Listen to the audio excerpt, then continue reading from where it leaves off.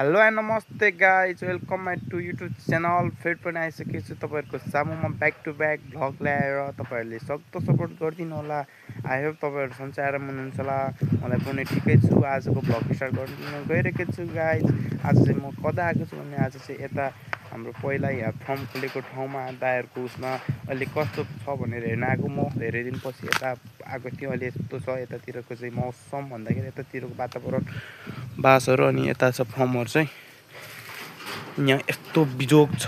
अहिले चाहिँ यहाँ फर्ममा चाहिँ केही छैन। अनि उता चाहिँ हाम्रो गाउँहरू भिलेजहरू हो अहिले सब फर्म उता। अनि म चाहिँ यतापट्टि थियो। अनि के भन्दाखेरि चाहिँ अहिले यताको फर्ममा चाहिँ एकदम अहिले ढोड राखेको छ। अहिले चाहिँ यहाँ केलाई भन्दाखेरि चाहिँ पहिलाको वातावरण टिसिनको भन्दा चाहिँ अहिले चाहिँ यहाँ पहिला कुनै फर्म गरेको रहेछ, तर अहिले चाहिँ छैन। यहाँ यस्तो छ अहिले चाहिँ सब उस गरेर यस्तो कम्पाउन्ड घेरेर अनि उता पनि भैँसीहरूबाट पालेको थियो, तर अहिले चाहिँ छैन यहाँ केही गाइज। अहिले चाहिँ गाइज हामी चाहिँ यतातिर आएको छ। अहिले चाहिँ एकदम यताको चाहिँ कस्तो भन्दा यता बाँसहरू छ। यता तपाईँहरूतिर बाँस चाहिँ छैन गाइज, कमेन्ट गर्नु होला। यस्तो छ हाम्रोतिर चाहिँ गाउँघरतिर पाइपमा मकै खेती कृषकहरूको रहेछ। यतातिर यस्तो हरियाली छ, घाँसहरू तपाईँहरूलाई यहाँ देखाउनु छु मैले। यताको आजको दृश्य वातावरण चाहिँ हाम्रो गाउँघरतिरको यता छ।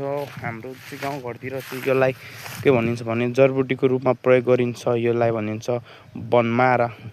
घाउ हुँदाखेरि लगाउँछ यो चाहिँ बनमारा। केलाई भन्दाखेरि त्यो घाउ केले काट्दाखेरि हँसियाले काट्दाखेरि लगाउँथ्यो बनमारा चाहिँ भन्छ यसलाई। हाम्रो उसबाट चाहिँ तामाङ भाषाबाट बनमारा। यो तपाईँहरूले पनि प्रयोग गर्दैन औषधिमा, तपाईँहरूले कमेन्ट गर्नु होला। र आज हामीहरू यो चाहिँ भन्छ घाँस दिएको हो, योहरू चाहिँ घाँस। अनि यहाँ हेर्नु सक्नुहुन्छ तपाईँले रुख ट्री भनिन्छ, ट्री रुख।